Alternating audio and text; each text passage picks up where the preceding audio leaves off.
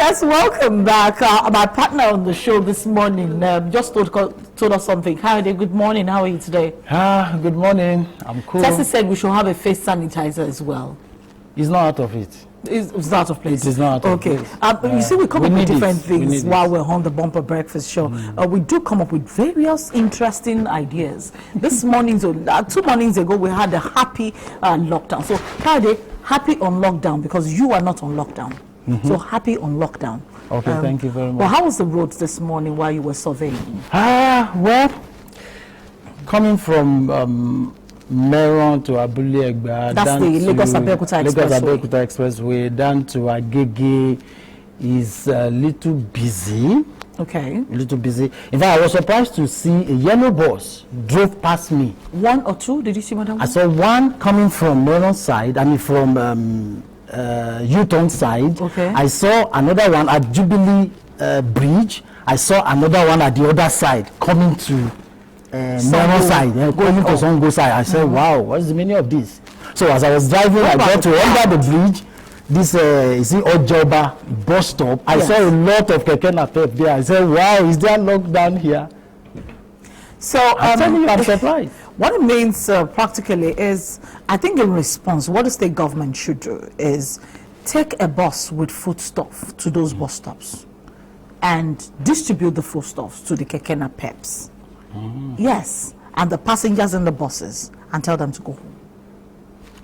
Is that a suggestion or? It's a suggestion. Okay, you are suggesting to Lagos state government. No, because you see, the keke drivers only come out when they are hungry, when they need money. That's what they're trying to do.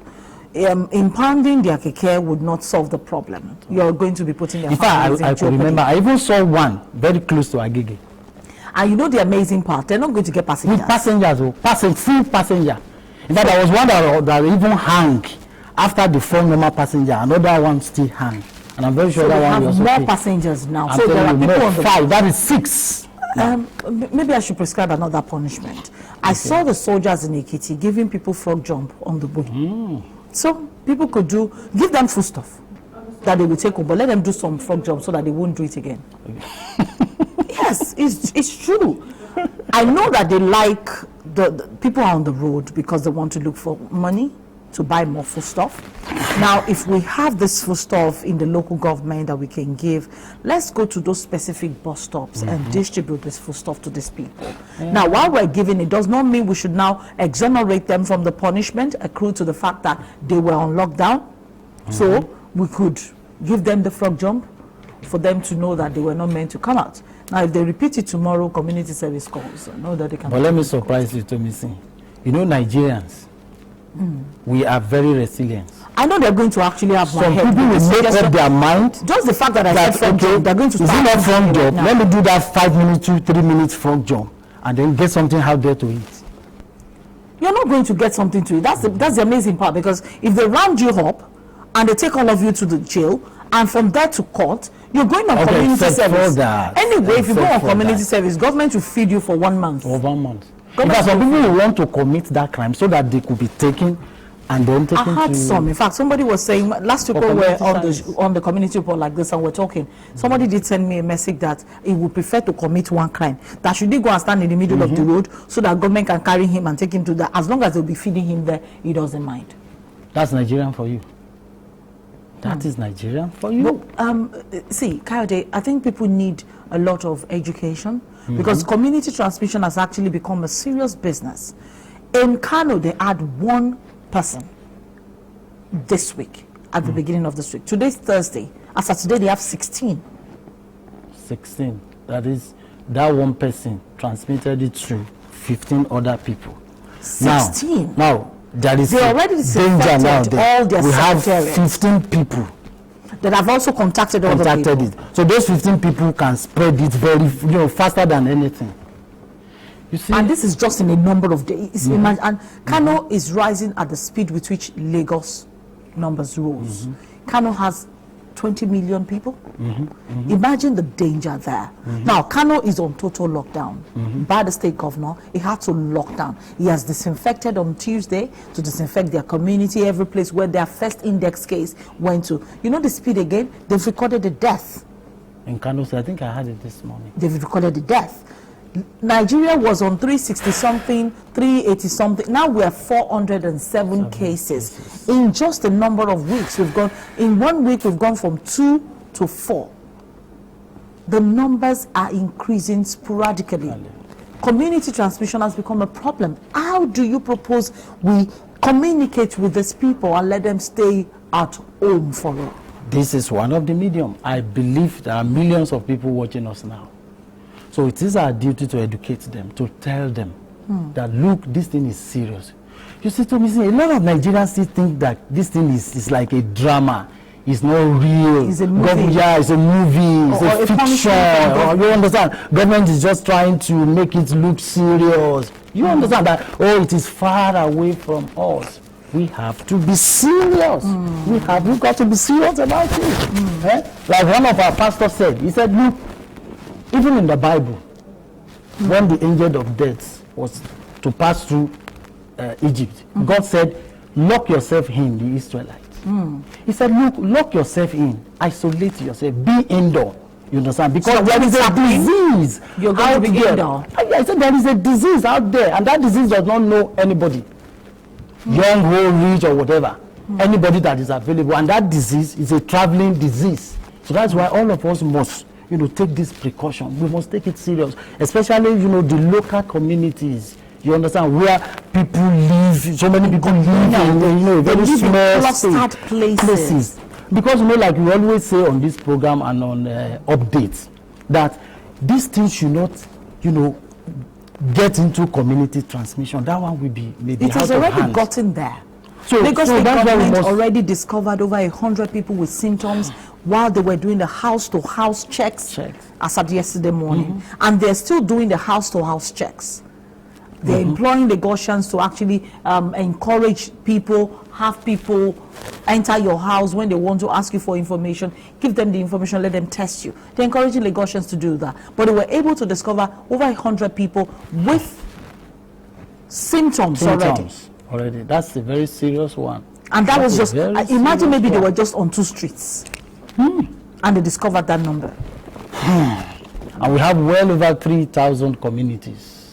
Ibadan is also going on a check. Ibadan has said they're going to be doing checks now. They're going to be doing door-to-door checks. That's what they're going to be doing now. That's what Ibadan wants to be doing. They want to expand their testing capacity to thousands. Now, if Ibadan is doing that as well, Kwara State has begun the door-to-door as well. Combing the streets and finding people, doing, contact tracing to ensure that they capture everybody and get them in the net now. You know what I noticed, Tomisin?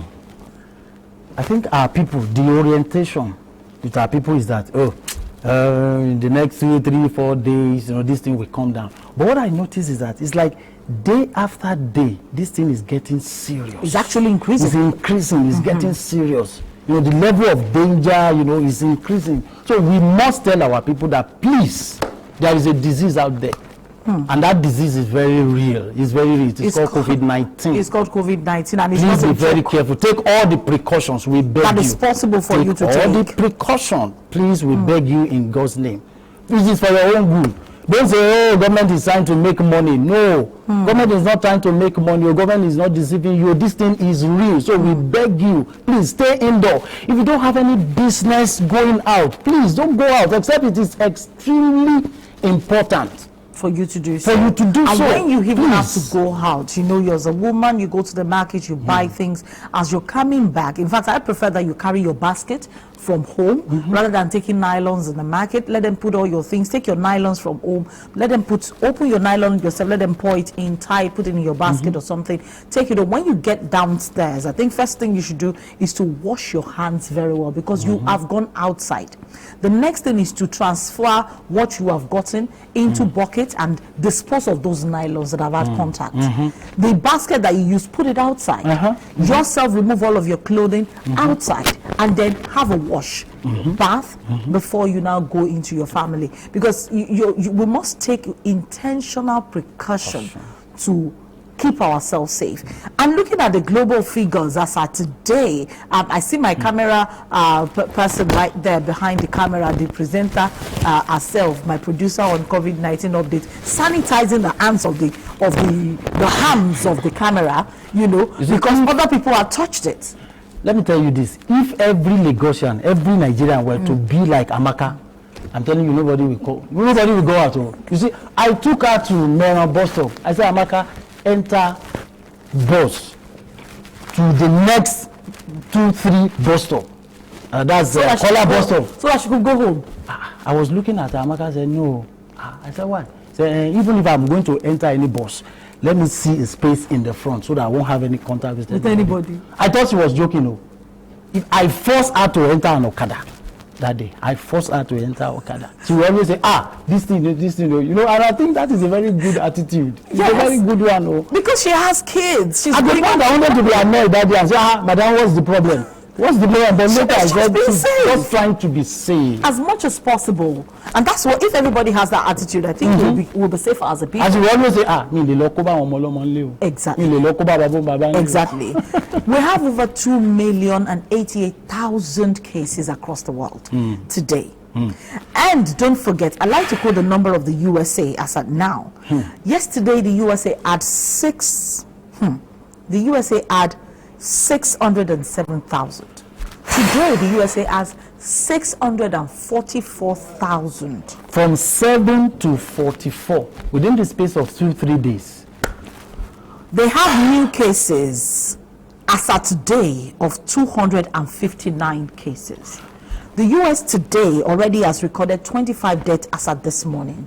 That was the day they recorded about 970. They recorded deaths. over They said that 1,000. day was the worst day in. But come to think of it, why is this COVID-19 so much in US? What really happened?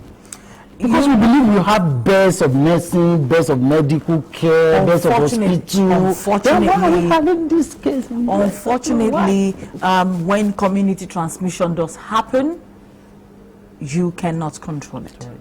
People in the US, I have family there. I see them, they send their pictures. The women use scarf to wrap around their faces when they're going out. The men use a mask. It has become, in fact, I think the Arabs are the ones that will be enjoying the most now, because you know they even do all the face covering and all their normal way of dressing. You know, like the desert dressing. I think the desert dressing is what the rest of the world should be doing now. Exactly. Because it is an infection that gets into the face. So if we can get to prevent it from getting to our faces, we'll be safer for it. But Kayode, I need to let you go. MITV bumper breakfast recommendation. Yes, that's MITV bumper. Yes, I've given you how many recommendations this morning. Give them food. Like the people at the bus stops are looking for food. Give them food. Pack foodstuffs and give to them. But look, Tomisin, I want us to talk about this reckless driving at this time. I'm telling you, people should be very careful. There's no reason why you should drive recklessly at this time. For God's sake, there's a reason for that, Kayode. Why? I drive recklessly when I'm driving home at night. Okay, at night, that one is understandable because of the situation. The boys are on the street. I saw them this morning while I was coming. They were just looking at all the vehicles, peeping into the vehicles and all of that. The boys are on the street. Those boys are still on the street. But during the day, I was just praying that my tire would not misbehave or anything. You know what I did? I sped past them. They were peeping, as much as I sped, they were peeping into the car. At Agege railway crossing, one just came to my side and said, "Uncle, please, anything." I look at him and I say, when it is night, when night fall, you won't beg, you won't ask. You want to forcefully take away from somebody. So this is the situation. So I advise people, but during the day, don't even be on the road. No, but don't be on the road. Exactly.